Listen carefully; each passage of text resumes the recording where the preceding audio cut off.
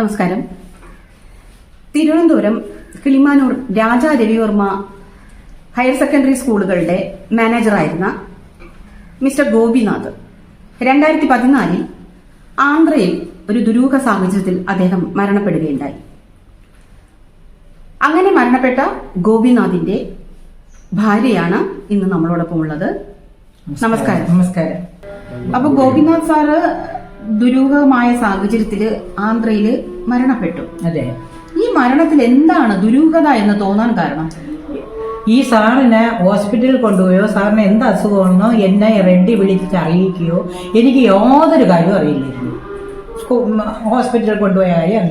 ലാസ്റ്റിലാണ് ഇദ്ദേഹത്തിന് അത്യാസന്ന നിലയാണെന്നും പറഞ്ഞ് പോയതും ഇദ്ദേഹത്തിന് രാവിലെ ഹോസ്പിറ്റലിൽ കൊണ്ടുപോകുന്നു.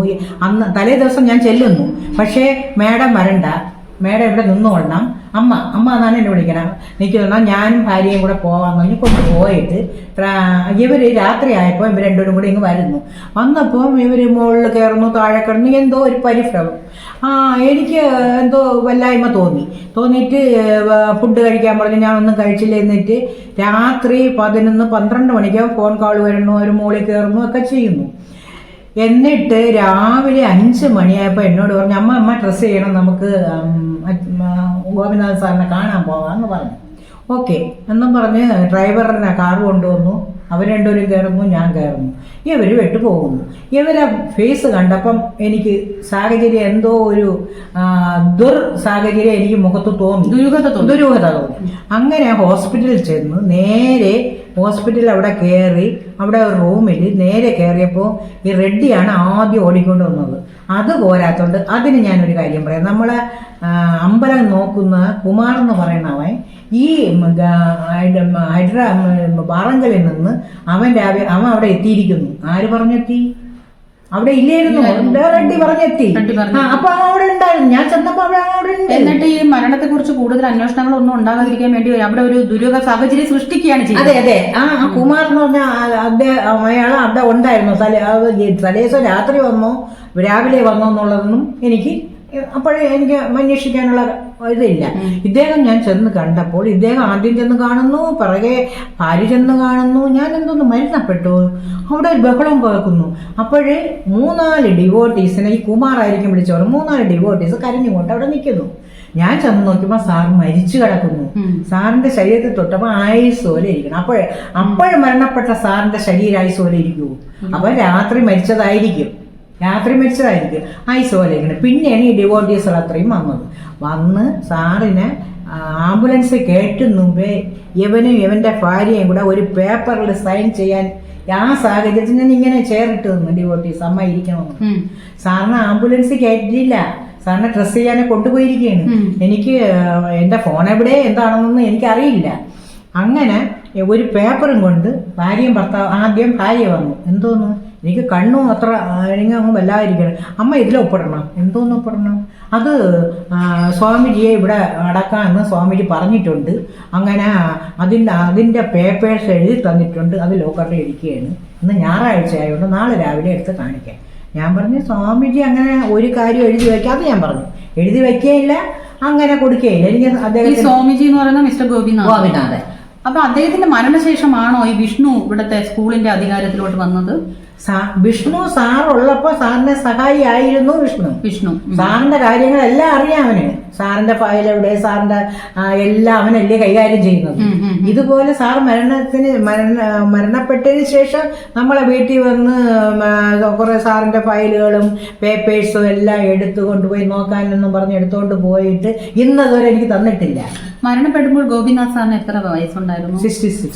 വിഷ്ണുവിന്റെ ഏജ് എത്രയാണ്? 23 ആണെന്ന്, 23-24 വയസ്സ്. അപ്പൊ അവിടെ ആന്ധ്രയിലെ ദുരൂഹ സാഹചര്യത്തിൽ മരണപ്പെട്ടതായിട്ട് സംശയം തോന്നിയല്ലോ ഹസ്ബൻഡ്. അതെ. അപ്പൊ അവിടെ പരാതിപ്പെട്ടിരുന്നു? ഞാൻ പരാതിപ്പെട്ടിരുന്നപ്പോൾ എന്റെ പരാതി അവര് മൈൻഡ് ചെയ്തിട്ടില്ല. കാരണം റെഡ്ഡി കോടീശ്വരനായ, പൈസയുണ്ട്, എല്ലാ സ്വാധീനവും ചെയ്യുന്ന ഒരാളാണ് റെഡ്ഡി. അപ്പൊ ആ സ്വാധീനത്തിന്റെ ഇടയിൽ എന്റെ പരാതി അവർ സ്വീകരിച്ചില്ല. അതുകൊണ്ടാണ് ആ പരാതിമേൽ ഞാൻ ഇവിടെ കിളിമാനൂർ പോലീസ് സ്റ്റേഷനിൽ കൊടുത്തു. അവിടെ ഇവര് ഒന്നും ചെയ്തില്ല. അങ്ങനെയാണ് ഞാൻ കോടതിയെ സമീപിച്ചത്. അതായത് ആന്ധ്രാപ്രദേശില് പരാതി കൊടുത്തിട്ട് അവിടെ റെഡ്ഡിയുടെ സ്വാധീനത്തിന് വിധേയരായ പോലീസുകാർ വേണ്ടത്ര ഈ പരാതിക്ക് പ്രാധാന്യം കൊടുത്തില്ല. ഇല്ല. പിന്നീട് കേരളത്തിൽ വന്നു, കിളിമാനൂർ പോലീസ് സ്റ്റേഷനിൽ പരാതി കൊടുത്തു. അതെ.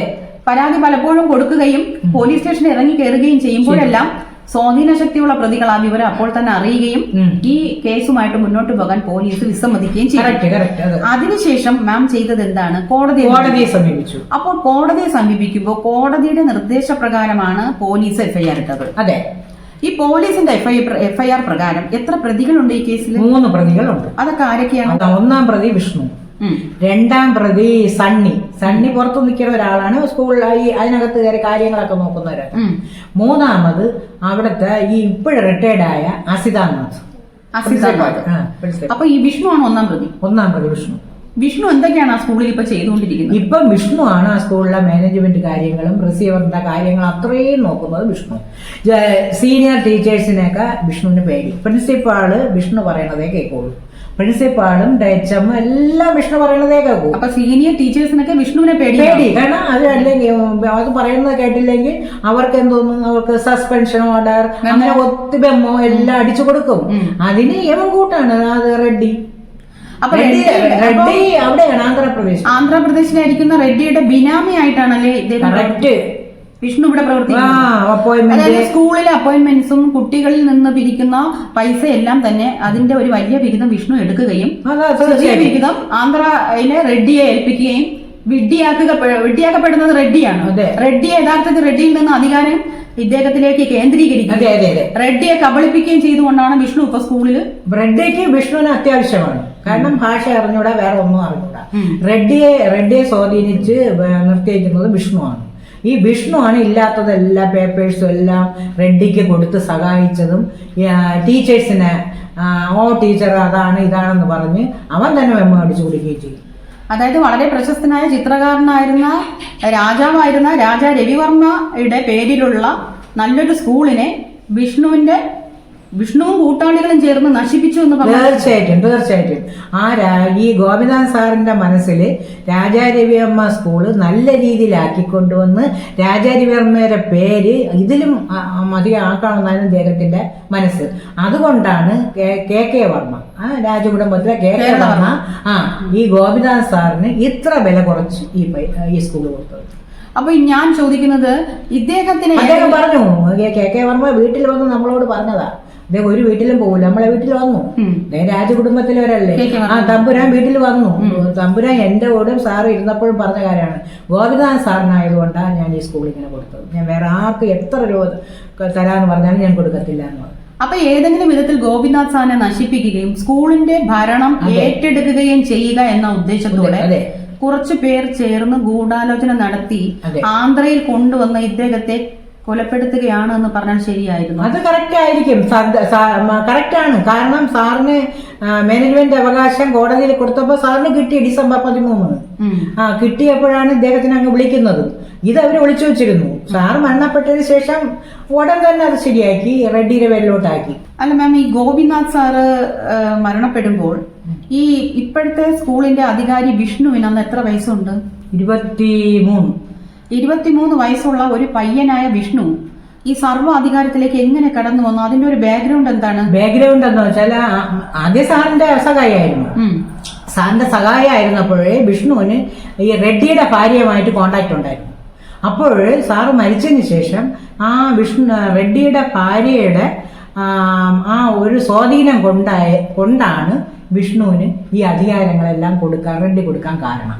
ഇവർ തമ്മിലുള്ള, അതായത് ഈ റെഡ്ഡിയുടെ വൈഫും വിഷ്ണുവുമായിട്ടുള്ള ബന്ധം കൊണ്ടാണ്. അതായത് വിഷ്ണുവിനെ ഇങ്ങനെ ഒരു അധികാരത്തിലേക്ക് എത്തിക്കാൻ വേണ്ടിയിട്ട് പ്രയത്നിച്ചത് ഈ റെഡ്ഡിയുടെ വൈഫാണ്. തീർച്ചയായിട്ടും.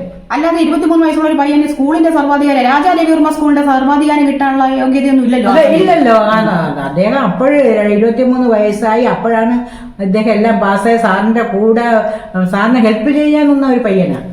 ഇപ്പോഴത്തെ. അപ്പോൾ തന്നെ 2014 തന്നെ ഇദ്ദേഹത്തിന് എല്ലാം കൊടുത്തല്ലോ. ഇപ്പൊ ഈ സർവാധികാരിയായ ഈ വിഷ്ണുവിന്റെ കീഴിലുള്ള സ്കൂളിന്റെ പ്രവർത്തനം എങ്ങനെയാണ് മാം വിലയിരുത്തുന്നത്? തീരെ മോശമായ രീതിയിലാണ് ആ സ്കൂള്. വിഷ്ണുവിന്റെ സ്വഭാവവും മോശം ആൾറെഡി. അത് സാറിന് ലാസ്റ്റ് മനസ്സിലായി. സ്വഭാവവും മോശം, ഈ ടീച്ചേഴ്സിൻ്റെ ഉള്ള ഇത്രയും സീനിയർ ടീച്ചേഴ്സിൻ്റെ ഉള്ള ആ പെരുമാറ്റം വളരെ മോശമായിരുന്നു. പിന്നെ അതിന് കൂട്ടു നിൽക്കുന്നത് പ്രിൻസിപ്പാൾ, ഹയർ സെക്കൻഡറിയിലെ പ്രിൻസിപ്പാള്. ഈ വിഷ്ണു പറയുന്നത് ഏത് പ്രിൻസിപ്പാൾ വിഷ്ണു പറയുന്നതേ കേൾക്കും. അല്ല, വിഷ്ണു പറയുന്നതല്ലേ അവർക്ക് കേൾക്കാൻ പറ്റുള്ളൂ. അവരല്ലോ പ്രിൻസിപ്പാൾ എന്ന് പറഞ്ഞാൽ ഹെഡിലിരിക്കുന്ന പ്രിൻസിപ്പാളിന് ആര് പറയുന്ന ആ പ്രിൻസിപ്പാളിന് അതിൻ്റെതായ ഒരു തീരുമാനം എടുക്കാനുള്ള അധികാരം പ്രിൻസിപ്പാളിനാണ്. ഇപ്പൊ ഉദാഹരണമായിട്ട് സ്കൂളിൽ എന്തെങ്കിലും നടക്കുന്നു, സ്കൂളിൽ എന്തെങ്കിലും ഒരു പ്രശ്നം വരുന്നു, വന്ന് ചോദിക്കുന്ന ആരുടെയാ? പ്രിൻസിപ്പാളിന്റെ, വിഷ്ണുവിന്റെ അല്ല. ആ കാര്യം ഞാൻ പ്രിൻസിപ്പാളിന്റെ ചെന്ന് പറഞ്ഞിട്ടുണ്ട്. അപ്പോഴും മാം, പ്രിൻസിപ്പാളിന് പോലും സ്വയമായിട്ട് ഒരു തീരുമാനം എടുക്കാൻ കഴിയാത്ത അത്ര സ്വാധീന ശക്തിയാണ് വിഷ്ണു. അതെ അതെ, അത് കറക്റ്റ്. അത് അവിടെ സ്കൂളിൽ ചെന്ന് അന്വേഷിച്ചാൽ എല്ലാം ചില ടീച്ചേഴ്സ് പേടിച്ച് പറയില്ല. അവൻ പിന്നെ അവിടെ ചെന്ന് സ്കൂളിൽ ചെന്ന് അന്വേഷിച്ചാൽ ഇതെല്ലാം മനസ്സിലാകും. അപ്പൊ ഇത്രയധികം സ്വാധീന ശക്തിയുള്ള വിഷ്ണുവിനെതിരായിട്ടാണല്ലോ കേസിന് പോയിട്ടുള്ളത്. അതെ. അപ്പൊ ഈ കേസിന്റെ സ്ഥിതി എന്താകും എന്നുള്ളതിനെ കുറിച്ച് എന്തെങ്കിലും ഒരു ധാരണയുണ്ടോ? തീർച്ചയായിട്ടും തെറ്റ് ചെയ്തത് വിഷ്ണു തെറ്റ് ചെയ്തെന്നുള്ളത് പിന്നെ റെഡ്ഡി 2017 ശേഷം സ്കൂളിൽ വന്നിട്ടില്ല, റിസീവറാണ്. ആ റെഡ്ഡിയുടെ സൈനും സീലും എല്ലാം ഇട്ട് കൊടുക്കുന്നു അവൻ. അപ്പോയിന്റ്മെന്റ് നടത്തുമ്പോൾ ഒരു നിയമമുണ്ട്. അപ്പോയിന്റ്മെന്റ് നടത്തുമ്പോൾ നമ്മൾ എത്ര വേക്കൻസി ഉണ്ട് അത് പേപ്പറിൽ ഇടണം, പേപ്പറിൽ പരസ്യം ചെയ്യണം. അപ്പൊ ഒത്തിരി വിദ്യാർത്ഥികളുടെ ലിസ്റ്റ് വരുമല്ലോ, അവരെ വിളിച്ചിട്ട് ഇന്റർവ്യൂ നടത്തും. ഇന്റർവ്യൂ നടത്തിയോ ഡിസ്കഷൻ ചെയ്യുകയോ ഒന്നും ചെയ്തിട്ടില്ല. അവരെ ഇഷ്ടാനുസരിച്ച് ഒരാളെ വിളിക്കുക, പൈസ വാങ്ങുക, അവിടെ അപ്പോയിന്റ്മെന്റ് ചെയ്യുക. അതായത് ഇപ്പോഴത്തെ വിഷ്ണുവിന്റെ ഭരണത്തിന് കീഴിൽ സ്കൂളിലെ അനധികൃത നിയമനങ്ങള് തീർച്ചയായിട്ടും, അതായത് കുട്ടികളുടെ എണ്ണത്തിൽ വളരെ വളരെ കുറവുണ്ട്. സ്കൂളുകളുടെ ഡിവിഷനുകളിലൊക്കെ ഒരുപാട് കുറവുണ്ട്. ഇങ്ങനെ പോകണമെങ്കിൽ ആ സ്കൂള് അടച്ചുപൂട്ടും, നശിക്കും. ഇപ്പോഴേ നശിച്ചു വരികയാണ്. അതാണ്. പക്ഷെ ഗോപിനാഥൻ സാറിന് ആ സ്കൂള് നല്ല രീതിയിൽ കൊണ്ടുപോകണം. വർമ്മയ്ക്ക് വർമ്മ അതുകൊണ്ടാണ് സാറിന് കൊടുത്തത്. നല്ല രീതിയിൽ രാജാ രവിവർമ്മയുടെ പേര് നിലനിർത്തി കൊണ്ടുപോകണമെന്ന് നല്ല ആഗ്രഹമുള്ള ഒരു മനുഷ്യനായിരുന്നു ഗോപിനാഥൻ സാർ.